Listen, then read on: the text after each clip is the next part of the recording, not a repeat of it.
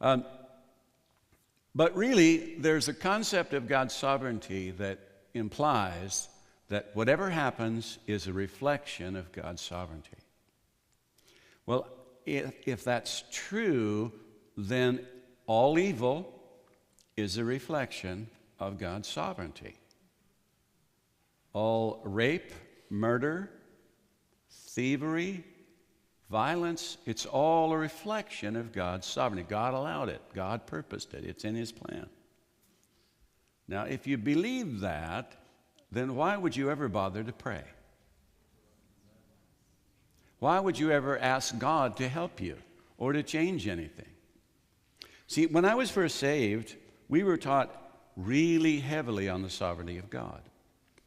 And when you had a problem in your life, you were instructed to ask God what He was trying to teach you.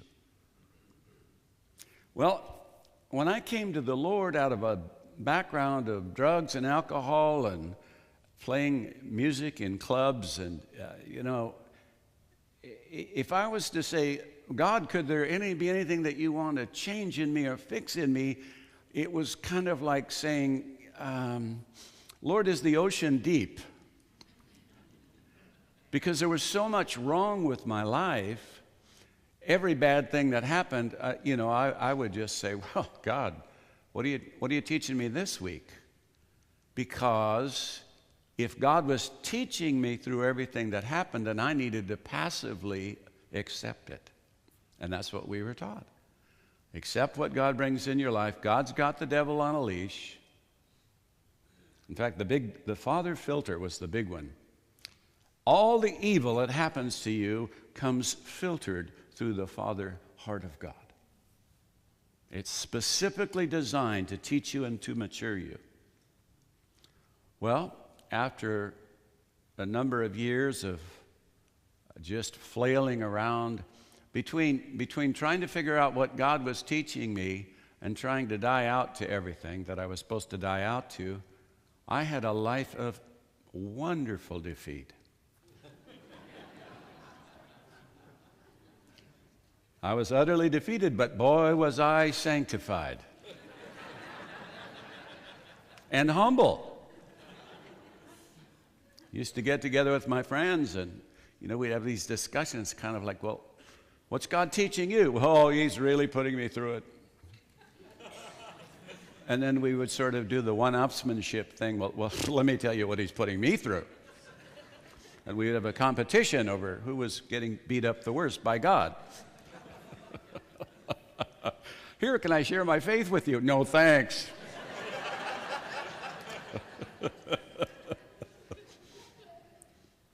Now, when I got saved, I had been in a pretty rough lifestyle, and I was instantly delivered from drugs and alcohol and promiscuity and different things like that. But after I'd been saved about a year, I started to experience these flashes of my past life.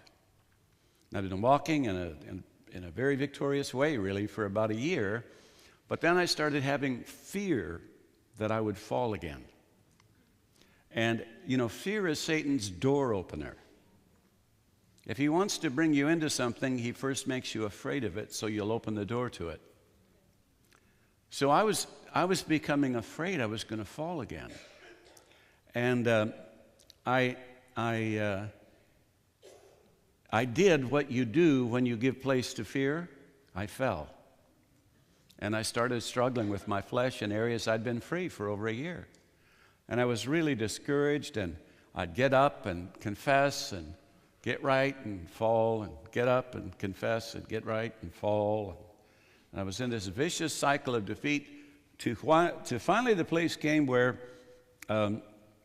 shortly before the event I'm about to tell you about happened, my cousin, who was a believer, tried to give me a whole bunch of books that she had read and thought were really good.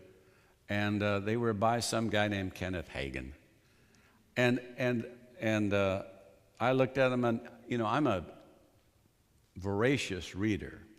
But I was so discouraged, I didn't even want to read anything.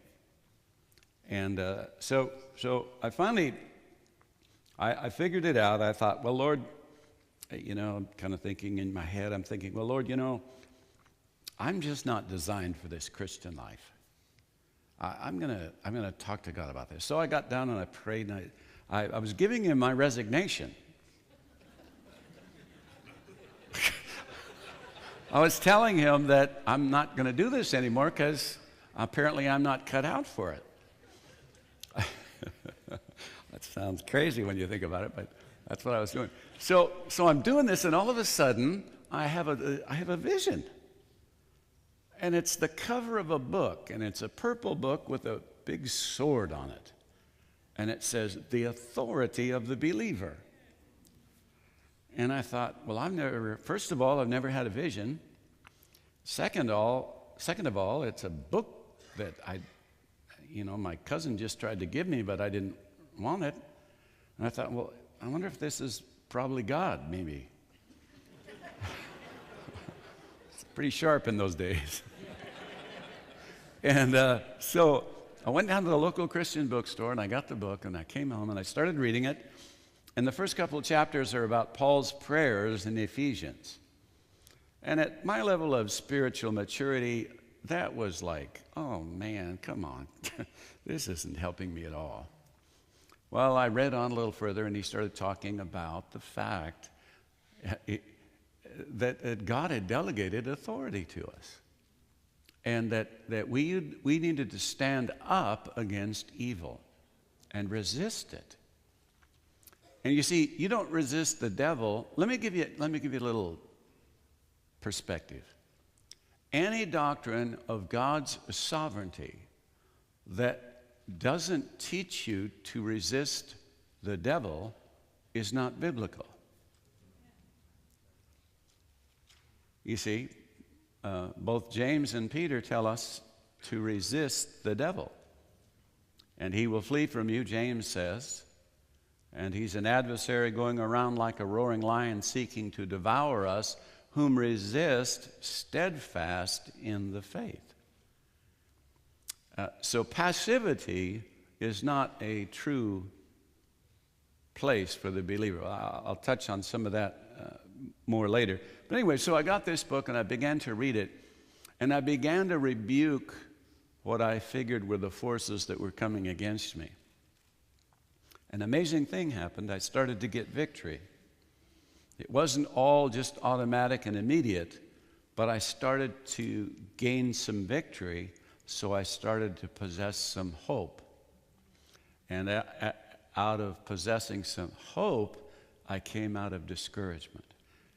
And then I drew near to God, and more grace came into my life, and I began to express my authority in Christ. I'll tell you just another little personal aspect of my journey in this whole area. I had read Kenneth, after I got the Authority of the Believer book and read that and was really helped by that, I got some more of Kenneth Hagin's books. One of the little books he has is called In Him. It's about being in Christ. And he suggested in that little booklet that I go through my New Testament and write out all the scriptures that say in Christ, in whom, in Him, by Christ, through Christ, and write them out in a notebook. And so I did that. Took quite a while. But then he said, pray over them and start speaking them. So this was kind of new to me, this whole idea of confession. So I had a little room I could go in to pray, and I would sort of go over these things, and I would say things like, Father, I thank you that I am a new creation in Christ. Thank you that I am your workmanship. Thank you that I'm born of God, and whatever is born of God overcomes the world. And I would just kind of go through these scriptures and declare them. Well, actually, I was praying them more than declaring them. I was saying thank you. You know, it was more of an interactive thing than just a declaration. But one morning, probably a couple of weeks after I started doing this, I'm going, Father, thank you that I'm a new creation. Thank you that I'm the workmanship of God. Thank you that I'm more than a conqueror.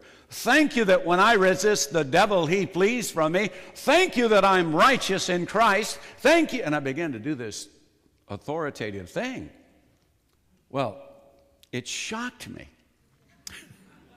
And it was kind of, it's like I stood back and I said, Lord, who was that? And the Lord said something really interesting to me.